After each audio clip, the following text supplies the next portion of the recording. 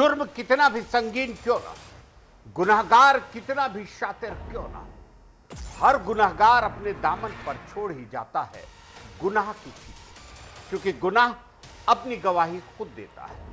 आप देख रहे हैं गुनाह की चीजें शकील साजिद के साथ।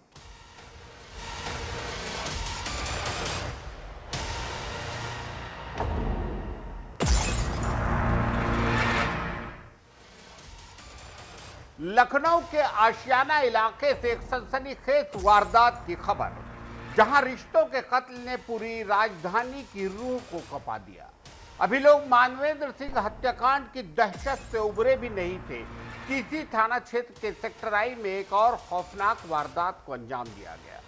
यहां एक ससुर और उसकी बेटियों ने मिलकर अपने ही दामाद 30 साल के विष्णु यादव की लोहे की राड और लाठी डंडों से पीट पीट कर बेरहमी से हत्या कर दी। घटना उस वक्त हुई जब विष्णु को उसके ससुराल वालों ने बातचीत के बहाने घर बुलाया था। जानकारी के मुताबिक प्रतापगढ़ निवासी विष्णु यादव ने करीब 4 साल पहले तीर्थनाथ की बेटी से प्रेम विवाह किया था। हालांकि शादी के कुछ वक्त बाद ही पति पत्नी के रिश्तों में कड़वाहट आने लगी और दोनों के बीच अक्सर झगड़े होने लगे। इसी अनबन को सुलझाने या किसी बात पर चर्चा करने के लिए मंगलवार को ससुर तीर्थनाथ ने विष्णु को अपने आशियाना स्थित आवास पर बुलाया। चश्मदीदों और पुलिस के मुताबिक घर के भीतर बातचीत के दौरान ही कहासुनी शुरू हो गई और देखते ही देखते विवाद इतना बढ़ गया कि आपाक खोए ससुर और उसकी बेटियों ने विष्णु पर हमला बोल दिया। हमलावरों ने लोहे की राड और भारी डंडों से विष्णु के सिर पर ताबड़तोड़ वार किए, जिससे वह लहूलुहान होकर वहीं गिर पड़ा और उसकी मौके पर ही मौत हो गई। विष्णु की चीख पुकार सुनकर जब तक आसपास के पड़ोसी मदद के लिए दौड़ते, तब तक आरोपी वारदात को अंजाम देकर फरार हो चुके थे। सूचना मिलते ही पुलिस महकमे में हड़कंप मच गया। आला अधिकारी भारी पुलिस के साथ मौके पर पहुंचे। पुलिस ने शव को कब्जे में लेकर पोस्टमार्टम के लिए भेजा और फॉरेंसिक टीम ने घटनास्थल से साक्ष्य जुटाए। फिलहाल मृतक के परिजनों की तहरीर पर मुकदमा दर्ज कर लिया और पुलिस की कई टीमें फरार आरोपियों की तलाश में उनके संभावित ठिकानों पर दबिश दे रही हैं।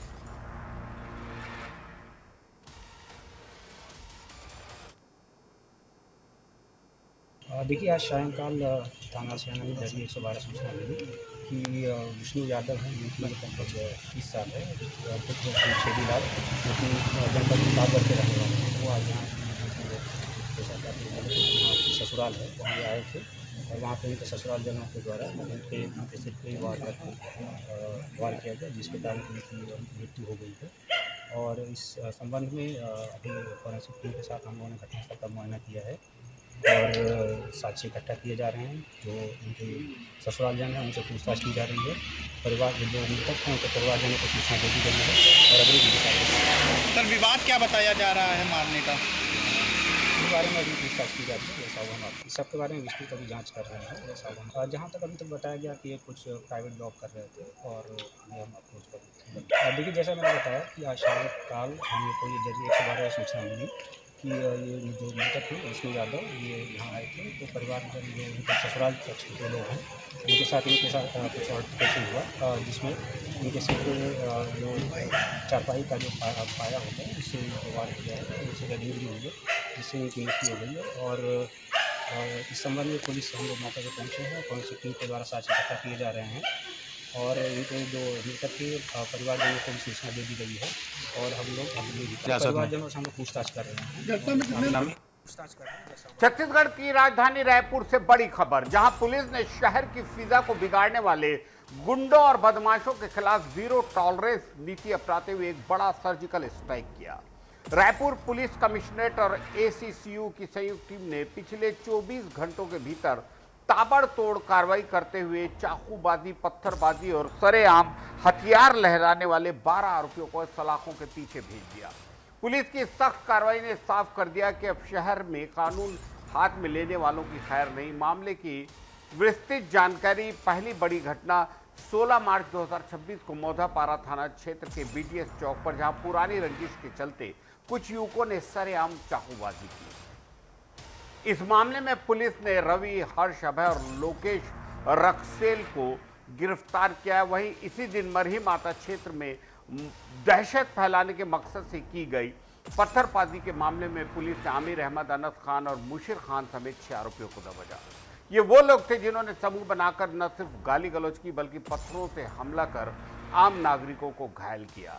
दहशत का सिलसिला यही नहीं थमा। डेंडल चौक के पास कुछ सिरफिरे युवक हाथ में नंगी तलवारें लेकर लोगों को डरा रहे थे, लेकिन रायपुर पुलिस की मुस्तैदी ने इनके मंसूबों पर पानी फेर दिया और घेराबंदी कर लोकेश, मयंक और पिंटू को आर्म्स एक्ट के तहत गिरफ्तार कर लिया। इन तीनों अलग अलग वारदातों में पुलिस ने दर्जन भर चाकू, तलवारें और घातक हथियार जब्त किए हैं। पुलिस के आला अधिकारियों ने स्पष्ट चेतावनी दी कि सार्वजनिक स्थल पर गुंडागर्दी और हथियारों का प्रदर्शन करने वाली ऐसी ही के खिलाफ ऐसी कठोर गैर जमानती कार्रवाई रहेगी।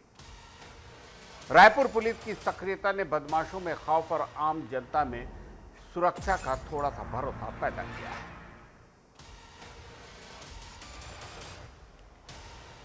बुरहानपुर मध्य प्रदेश से एक दिल दहला देने वाली वारदात की खबर, जहां गणपति थाना क्षेत्र के आलमगंज इलाके में एक युवती की दिन दहाड़े चाकू मारकर हत्या कर दी गई। इस सनसनीखेज घटना ने इलाके में हड़कंप मचा दिया। मृतका आलमगंज स्थित एक प्रसिद्ध फर्नीचर शो में कंप्यूटर ऑपरेटर के पद पर कार्यरत थी। वह रोज की तरह अपने काम पर तैनात थी, तभी एक सिरफरी युवक ने शोरूम के भीतर घुसकर उस पर धारदार चाकू से ताबड़तोड़ हमला कर दिया। हमला इतना घातक कि युवती को संभलने तक का मौका नहीं मिला और वह खून से लथपथ होकर वहीं गिर पड़ी। शोरूम में मौजूद अन्य कर्मचारियों और आसपास के लोग जब तक कुछ समझ पाते वारदात को अंजाम दे चुके थे। घटना की सूचना मिलते ही गणपति थाना पुलिस और आला अधिकारी आनंद फनान में मौके पर पहुंचे। पुलिस ने तुरंत कार्रवाई करते हुए घेराबंदी की और हत्या के आरोपी युवक को हिरासत में लिया। हालांकि इस जघन्य हत्याकांड के पीछे की असली वजह क्या थी, ये एक पहेली बनी हुई है। पुलिस के मुताबिक हत्या के कारणों का अभी तक कोई स्पष्ट खुलासा नहीं हो पाया है। शुरुआती जांच में इसे आपसी रंजिश या किसी एक तरफा मामले से जोड़कर देखा जा रहा है, लेकिन आधिकारिक पुष्टि आरोपी से विस्तृत पूछताछ के बाद हो पाएगी। घटनास्थल का बारीकी से निरीक्षण करने के बाद शव को पोस्टमार्टम के लिए जिला अस्पताल भेज दिया पुलिस ने। इस वारदात के बाद फर्नीचर शोरूम और आसपास के व्यापारिक प्रतिष्ठानों में दहशत का माहौल। पुलिस प्रशासन का कहना है कि आरोपी फिलहाल उनकी कस्टडी में है और मर्ग कायम कर मामले की जांच शुरू कर दी गई है। बुरहानपुर की जनता इस बात से स्तब्ध है कि एक कामकाजी युवती अपने कार्य स्थल पर भी क्या हिफाजत से नहीं रह सकती।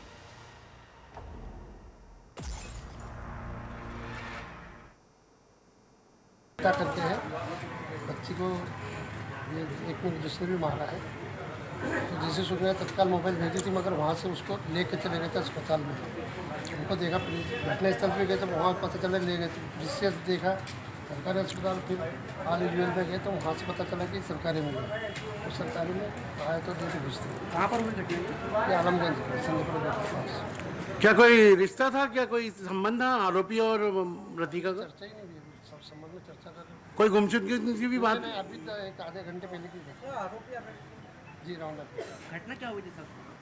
अभी तो मैं बोला, मैं जब आए ही हैं अभी उनको अस्पताल लेकर नहीं इधर ही आए हैं, बाकी जैसे अभी पता करेंगे, जरा उनसे बयान तो बात ही नहीं करना। उत्तर प्रदेश के प्रयागराज से सोशल मीडिया के दौर में सावधानी की एक ऐसी मिसाल जो किसी फिल्मी थ्रिलर से कम नहीं। यह इंस्टाग्राम के एक फ्रेंड रिक्वेस्ट एक परिवार को इतनी भारी पड़ी कि उन्हें 70 लाख रुपए की चपत लग गई। मामला सराय इनायत थाना क्षेत्र के रामपुर गांव का, जहां शातिर चोरों ने डिजिटल दुनिया का सहारा लेकर एक बड़ी डकैती को अंजाम दिया। इन लोगों ने पहले घर की एक युवती से इंस्टाग्राम पर दोस्ती की, उसे अपनी बातों के जाल में फंसाया और फिर धीरे धीरे घर के एक एक भेद और कीमती वारदात की जानकारी हासिल की। वारदात की प्लानिंग इतनी सटीक थी कि चोरों को पता था कि परिवार कब और किस वक्त घर से बाहर रहेगा। 9 मार्च को जब विनय सोनी का पूरा परिवार एक शादी समारोह में शामिल होने गया, तो युवती से मिले इनपुट के आधार पर इन आरोपियों ने सूने घर पर धावा बोल दिया। 10 मार्च की सुबह जब परिवार लौटा तो घर के ताले टूटे थे और करीब 70 लाख रुपए के सोने चांदी के जेवरात गायब। पुलिस ने जब जांच शुरू की तो कड़ियां सोशल मीडिया की तरफ होने लगी। खुद युवती ने पुलिस को बताया कि उसने घर के खाली होने की जानकारी अपने उस इंस्टाग्राम दोस्त को दी थी। डीसीपी कुलदीप सिंह गुड़ावत के नेतृत्व में पुलिस ने जब साइबर ट्रैकिंग की तो 3 आरोपियों को धर दबोचा, जिनकी उम्र महज 19 साल है। चौंकाने वाली बात यह कि तीनों आरोपी जेवरात की दुकानों में कारीगरी का काम करते थे, इसलिए उन्हें सोने की परख बखूबी थी। पुलिस ने आरोपियों की निशानदेही पर नसीरापुर अंडरपास के पास छिपाया गया 100% माल बरामद कर लिया है। ये घटना हर उस शख्स के लिए बड़ी चेतावनी है जो सोशल मीडिया पर अनजान लोगों पर भरोसा करते हैं और लगातार उनसे बातें करते हैं, कांटेक्ट में रहते हैं। एक छोटी सी डिजिटल लापरवाही आपकी जिंदगी भर की कमाई को पल भर में गंवा सकती है।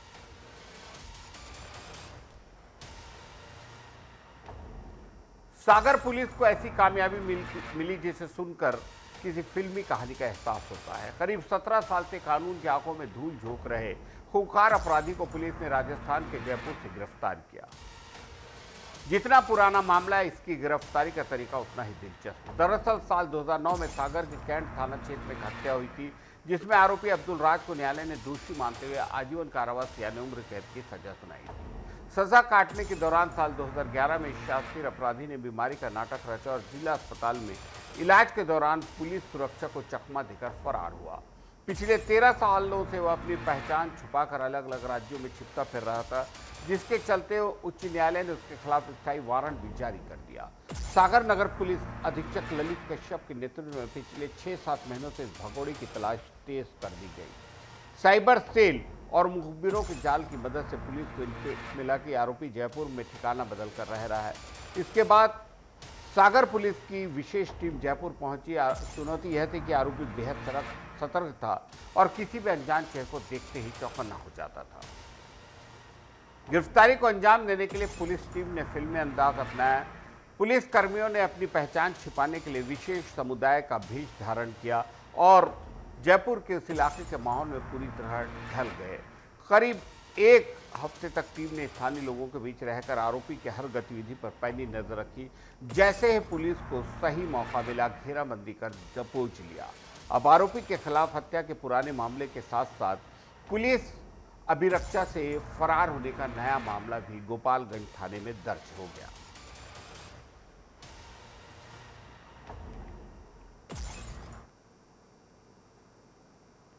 कैंट थाना क्षेत्र में एक हत्या का मामला पंजीबद्ध हुआ था, जिसमें अब्दुल राशिद, अब्दुल जाहिद और एक अन्य महिला को आरोपी बनाया गया था। उक्त प्रकरण में इन तीनों को सजा पड़ी थी, जिसकी ये जिला जेल सागर में सजा काट रहे थे। वर्ष 2011 में अब्दुल राशिद नाम का जो अपराधी था वो अस्पताल आया और अस्पताल से भाग गया, जिसके परिणाम स्वरूप थाना गोपालगंज में एक मामला पंजीबद्ध हुआ था। विगत एक वर्ष से हाई कोर्ट द्वारा अब्दुल राशिद को पकड़ने के लिए निर्देश जारी हुए थे, जिसके परिणाम स्वरूप थाना गोपालगंज की टीम, जिला सागर की टीम उसके प्रयास में लगी हुई थी। अभी कुछ दिन पहले एक सूचना मिली, हमने साइबर सेल से काम किया और कुछ मुखबिर भी लगाए हुए थे कि अब्दुल राशिद जयपुर में कहीं रह रहा है पहचान छिपाकर, जिस पर 1 हफ्ते पहले हमारी टीम रवाना हुई थी और करीब 4-5 दिन की मेहनत के बाद उस आरोपी को हमने जयपुर से गिरफ्तार किया है, जिसे आज न्यायालय में पेश कर रहे हैं। सर, आरोपी को पकड़ने के लिए पुलिस को कुछ रूप भी धारण करना पड़ा?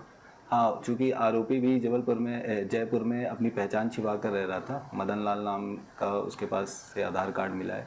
पुलिस को भी और चूँकि वो मुस्लिम बस्ती में ही रह रहा था, तो वहाँ से हमने फिर पुलिस ने भेष वगैरह बदल कर और उसको पूछताछ की, जिसने अपना नाम स्वीकार किया कि वो अब्दुल राशिद है और पकड़कर उसको लेके आए। हम नियमित अंतराल पर आपको हमारा खास प्रोग्राम गुनाह के छींटे दिखाते हैं। इसे दिखाने का हमारा मकसद बिल्कुल साफ है, समाज में हो रहे अपराधों पर लगाम लगाना।